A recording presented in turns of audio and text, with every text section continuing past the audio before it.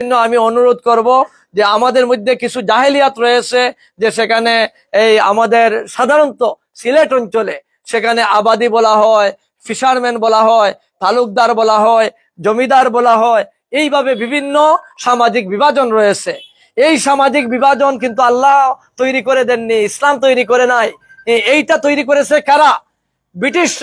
ব্রিটিশরা যখন আমাদের এই ভারতীয় উপমহাদেশে এসেছিল, তারা দেখলো এখানের মুসলমানদেরকে শাসন করার জন্য ডিভাইডেড রুল, ভাগ করো, শাসন করো।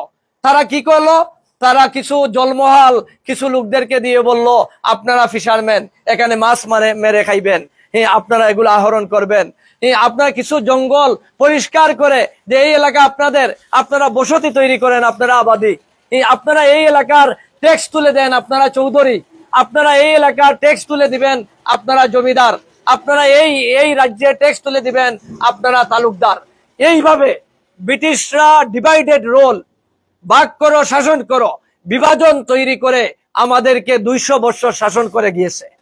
তাই আমি অনুরোধ করব যে আমরা যাতে আর ধর্মীয় এইভাবে সামাজিক আঞ্চলিক বিভাজন তৈরি করে আমাদের মধ্যে যাতে হিংসা বিদ্বেষ তৈরি না করে আমরা যাতে সংঘাত সংঘর্ষে না জড়াই, এইটা বিনীত অনুরোধ করব।